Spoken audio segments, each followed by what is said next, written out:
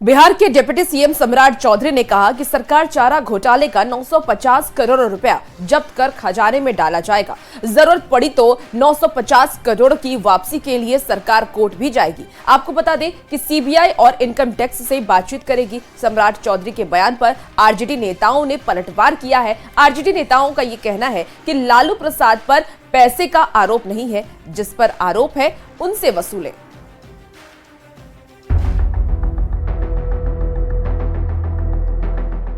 चारा घोटाला एक ऐसा शब्द जिसे सुनते ही 90 के दशक की तस्वीरें जहन में घूमने लगती है, जब इसी घोटाले के आरोप में लालू प्रसाद को मुख्यमंत्री का पद छोड़ना पड़ा।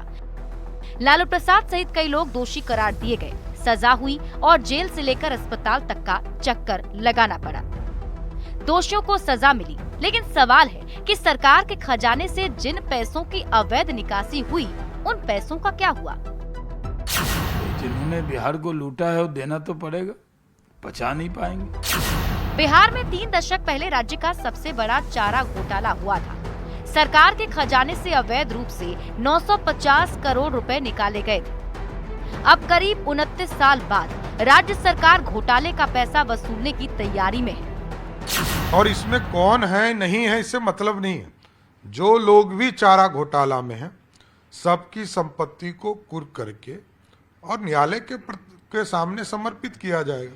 न्यायालय के द्वारा सरकार के खजाने में पैसा आए, ये सरकार की चिंता है। बिहार सरकार 950 करोड़ की वापसी के लिए सीबीआई और इनकम टैक्स विभाग से चर्चा करेगी और जरूरत पड़ेगी तो कोर्ट भी जाएगी। यानी जो लोग 90 के दशक में पशुओं का चारा डकार गए, सरकार उन पर फिर से शिकंजा कसने की तैयारी में है और घोटाले का पैसा वसूलने के लिए कदम उठाने जा रही है। सरकार के इस फैसले ने बिहार का राजनीतिक पारा हाई कर दिया है। 563 पृष्ठ के जजमेंट में कहीं भी आदरणीय लालू प्रसाद जी पर पैसा गबन करने का या लेने का कहीं साक्ष्य उपलब्ध नहीं है। जिन लोगों पर 100, 150 करोड़, 200 करोड़ लेने का आरोप है, गबन करने का आरोप है, सब के सब सरकारी गवाह है।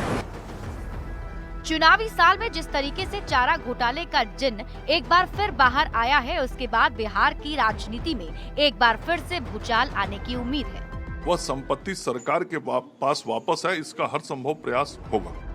वैसे आपको बता दें कि पटना हाईकोर्ट ने चारा घोटाला मामले की जांच सीबीआई को सौंपते वक्त ही उसे घोटाले के पैसे की वसूली की जिम्मेदारी भी सौंपी थी, जिसे दोषियों की संपत्ति जब्त कर वसूला जाना था।